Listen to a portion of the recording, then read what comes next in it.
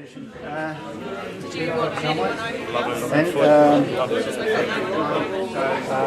Inside out, when you start it off, long, smooth and firm, because it's in a very neutral state. Normally, if it's been a very severe injury or something like that, you would, you've got your line in the whole ankle, but we'll do the basic here to start with.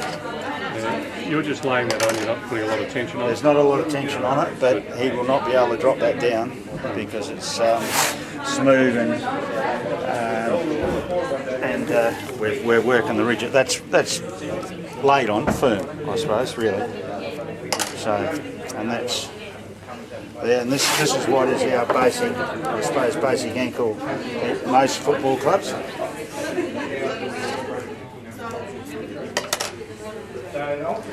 So it comes out smooth, and that would be very, very supportive. I always, especially with tapes that are a bit thinner or tapes you don't know, you always cut them and you lock it there, or you can, if you like, if the bloke's a lot bigger, a ruckman or so forth, I always double lock it so that I've got that distance between there and there to protect that ankle joint. When the feet goes to move out now, that's pretty firm ankle. Guaranteed it's not going to fall up, is it? No, it won't go anywhere, and it's you know, and when it comes off, and the good thing is when you take the ankle strap off, if it all looks intact and it's all nicely interweaved, it's a reasonably good strapping. What do you do? Do you use rigid for your heel? Rigid? Well, I'll do one in rigid, and if people want to have a go, they can. This is the rigid one, and that just lays on too, basically. It just goes around like such, which is a smooth too, which is a small full lock, which comes up and finishes. Always make sure it locks in so that it doesn't put any rubbing on the heel, and that's your heel lock, which is that's a full one. A lot of people do it with, how do they do it? They do it, yeah, and then the other side. yeah, they do it one way and then Yeah, but it's still finish go. up the same way. Yeah, and the other one that you They're all different. that you can do, which is, I suppose, you can also do a 6, but I mean, you can do this one. I suppose is the easiest to do it with the over wrap, and then just down, and you can cover the heel then, and then block it in like such.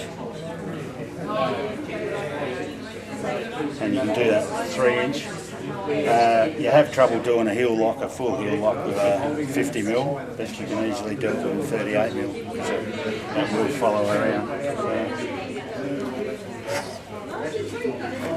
And then if you want to marry stuff up with that, you can do 1,001 different things. If the bloke has a extension problem, you can always just add to that by just doing what we call, or what I call it, I don't know what we call it. What I call it, I suppose, is I just call it a butterfly. We used to use that at Westies a lot. So, and then I'll cut that one. Just lay that down, and then if you want to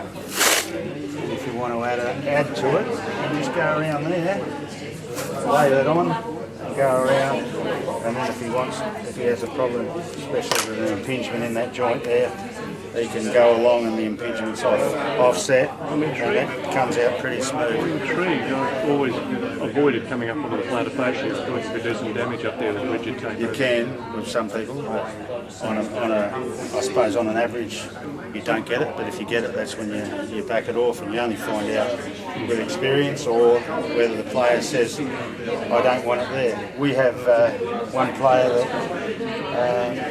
we come that far down on his ankle, 3 inches, to get him through. So, and I don't know what.